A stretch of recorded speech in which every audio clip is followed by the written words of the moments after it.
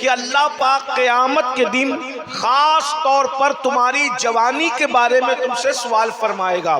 یعنی یہاں نعیم سے مراد ایک قول جوانی کا بھی ہے کہ اللہ رب العزت نے تم کو جوانی دیا تھا، تم نے جوانی کو کہاں استعمال کیا، کس طرح استعمال کیا، کن کاموں میں استعمال کیا. آپ اندازہ فرمائیں، بزرگان دین فرماتے ہیں کہ خاص جوانی کے بارے میں کیوں سوال کیا جا رہا ہے. اس کی وجہ یہ ہے کہ انسان جوان جب ہوتا ہے تو وہ گناہ بھی بھرپور کر سکتا ہے، وہ خواہشات کی تکمیل بھی بھرپور کر سکتا ہے، وہ نیکی بھی بھرپور کر سکتا ہے. آپ جانتے ہیں کہ جتنے جرائم اس وقت دنیا میں ہو رہے ہیں بڈھے نہیں کر رہے ہیں بلکہ جوان ہی کر رہے ہیں. اکثر آپ دیکھتے چلے جائیں، دہشت گردی کا معاملہ ہو تو بھی آپ کو جوان ہی نظر آئیں گے، چوری کا معاملہ ہو تو زیادہ تر جوان ہی نظر آئیں گے، زنا کے اڈوں کا معاملہ ہو تو زیادہ تر جوان ہی نظر آئیں گے. اور اسی طریقے سے دیکھ لو، اللہ اکبر، اگر بیت المقدس پر اسلام کا پرچم لہرانے کا معاملہ ہو تو کسی بڈھے نے بیت المقدس پہ اسلام کا پرچم نہیں لہرایا بلکہ اسلام کا پرچم بیت المقدس پر جوان ہی نے لہرایا. اس جوان کو دنیا سلطان صلاح الدین ایوبی کے نام سے سبحان اللہ. نعرہ تکبیر، نعرہ رسالت، مسلک اعلی حضرت فیضان حضور علی، فیضان سرکار بابو حضور، فیضان حضور امین القادری صاحب قبلہ. نعرہ تکبیر، نعرہ رسالت. سبحان اللہ. اندلس کے ساحل پر جس نے کشتیاں جلائی تھی اسلام کے نام پر، وہ کوئی بڈھا نہیں تھا بلکہ وہ حضرت طارق ابن زیاد، وہ بھی نوجوان تھے.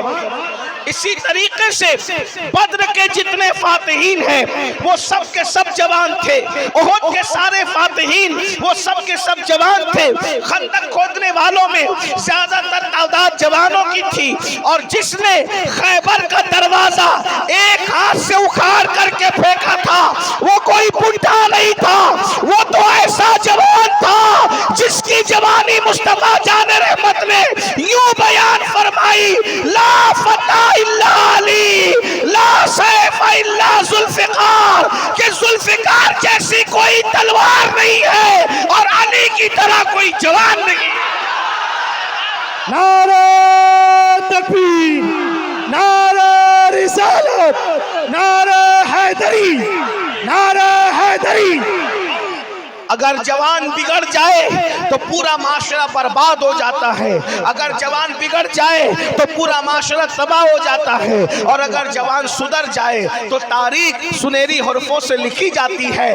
آج کے اس ہما ہمی کے اس جلسے کے ماحول میں میں اتنا ہی پیغام آپ کو دینا چاہتا ہوں: اے میری قوم کے جوانوں، تم اپنی قوم کا سرمایہ ہو. اے میری قوم کے جوانوں، تم صرف اپنے باپ کے بیٹے نہیں ہو، تم صرف اپنی ماں کی امیدیں نہیں ہو، تم صرف اپنے گھر کا چشم و چراغ نہیں ہو، بلکہ اے جوانوں تم ملت کا سرمایہ ہو، تم قوم کا سرمایہ ہو. یاد رکھنا، جب کسی قوم کا جوان احساس کر لیتا ہے، جب کسی قوم کا جوان جینے کا سلیقہ سیکھ لیتا ہے، جب کسی قوم کا جوان شعور بندگی سیکھ لیتا ہے تو اس قوم کی حالت یہ ہوتی ہے، اس قوم کو کوئی گرا نہیں سکتا، اس قوم کو کوئی دبا نہیں سکتا، اس قوم کو کوئی برباد نہیں کر سکتا. ہزاروں کی تعداد میں یہ جوان ہے، اگر یہ انقلاب اپنے اندر پیدا کر لیں تو ایک بڑا انقلاب آئے گا. اس لیے کہ ہر انقلابی آپ کو جوان ہی نظر آئے گا. میرے آقا علیہ الصلوۃ والتسلیم نے اسی لیے ارشاد فرمایا کہ لوگوں جوانوں کی قدر کرو. ایک بات آپ سن لیں، اللہ اکبر، ہر مذہب میں بڈھوں کو آگے کیا جاتا ہے، مگر مذہب اسلام کی خصوصیت یہ ہے کہ میرے آقا نے ہر جگہ جوانوں کو آگے کیا ہے. یعنی بڈھوں کی توہین بھی نہیں کی، بڈھوں کی تذلیل بھی نہیں کی، مگر آگے جوانوں کو کیا. اور ایک بات آپ کو بتاؤں، اللہ رسول کو جوانی اتنی پسند ہے کہ جب اللہ جنت میں اپنے بندوں کو اپنا دیدار کرائے گا تو بڈھوں کی حیثیت سے نہیں کرائے گا، بلکہ پہلے بندوں کو جوانی عطا کرے گا، اس کے بعد دیدار کا شرف. بے شک. سبحان اللہ، سبحان اللہ.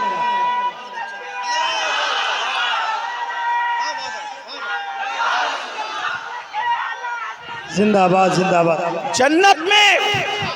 جنت میں لوگ بوڑھے نہیں ہوں گے، جنت میں لوگ جوان ہوں گے.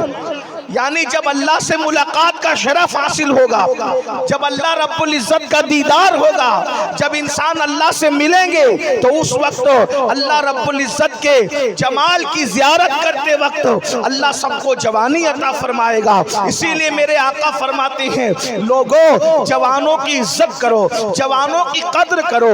آقا نے فرمایا کہ جب اعلان نبوت کیا گیا مکے کی زمین پر تو مکے کے بڈھوں نے اللہ کے نبی کو جھٹلایا اور مکے کے جوانوں نے اللہ کے رسول کی رسالت کی گواہی دی، حضور کی نبوت پر ایمان لائے. یعنی سیدنا صدیق اکبر ایمان لائے، وہ اس وقت تو جوان تھے. فاروق اعظم جو ایمان لائے اس وقت تو جوان تھے. عثمان غنی جو ایمان لائے اس وقت تو جوان تھے. مولا علی جب ایمان لائے تو جوانی کی دہلیز کی طرف بڑھ رہے تھے. بس میں آپ کو اتنا ہی کہنا چاہتا ہوں، اسی لیے اسلام دشمن طاقتیں اکثر جوانوں کو ٹارگٹ کرتی ہے اور جوانوں کو بگاڑنے کی کوشش کرتی ہے.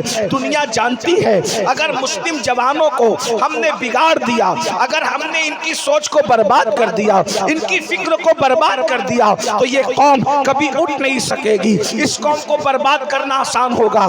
سلطان صلاح الدین ایوبی نے کہا تھا کہ اللہ اکبر، جنگی ہتھیار ہزاروں کی تعداد میں کسی قوم کو اتنا نقصان نہیں پہنچاتے جتنا جوانوں کا بگڑنا نقصان پہنچاتا ہے. ذرا دھیان سے سننا میری گفتگو کو، رسمی طور پر آپ ایک کان سے سن کر دوسرے کان سے نکال مت دینا.